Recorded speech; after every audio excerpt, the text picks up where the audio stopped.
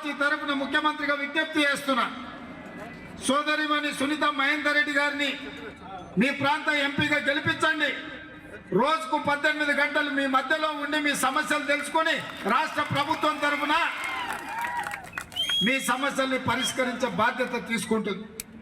సునీత మహేందర్ రెడ్డి గారికి మీరు ఓటేస్తే సునీతమ్మ ఎంపీగా, మహేందర్ రెడ్డి గారు ఎమ్మెల్సీగా, చీఫ్ విప్గా వారు కూడా మీకు తోడుగా ఉండి ఒక్క ఓటేస్తే ఇద్దరు మీకు సేవ చేయడానికి మీకు అందుబాటులో ఉంటారు.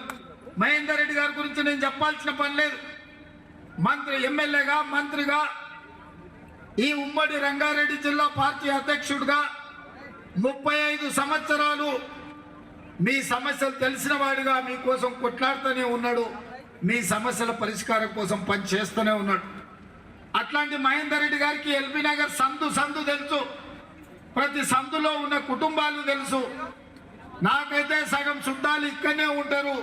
ఊరికి పోయి పండుగ చేసుకుందామంటే ఊరికంటే ఎల్బీ నగర్కి వస్తేనే ఎక్కువ మంది చుట్టాలు ఇక్కడ కలుస్తారు. ఇవాళ అందుకే మా బంధువులందరినీ, మా మిత్రులను అడుగుతున్నా, ఆనాడు నన్ను ఎట్లయితే ఆశీర్వదించి 29,000 మెజార్టీ ఇచ్చిండ్రో, ఈనాడు కూడా సునీతమ్మని అట్లనే ఆశీర్వదించి 30,000 మెజార్టీ ఎల్బీ నగర్ నుంచి మీరు ఇవ్వండి. తప్పకుండా మల్కాజ్గిరి పార్లమెంటు నుంచి ఎంపీగా ఎన్నికై రేపు కేంద్రంలో మన ప్రభుత్వం వస్తుంది, మన సమస్యల పరిష్కారం కోసం పనిచేస్తుంది. ఇవాళ ముఖ్యమంత్రిగా అక్కకు ఓట్లేసిన వాళ్ళందరూ సై పైకెత్తారు. మొత్తం మా అక్కలు కూడా ఎత్తాలి. జై కాంగ్రెస్, జై జై కాంగ్రెస్, హస్తం గుర్తుకే, హస్తం గుర్తుకే.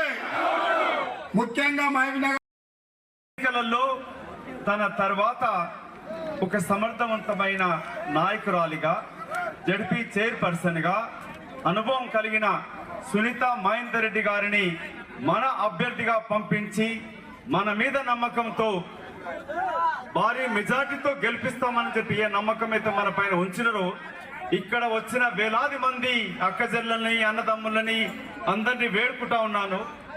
మీ యొక్క చేతులెత్తి గౌరవ ముఖ్యమంత్రికి మనం మాటిద్దామా?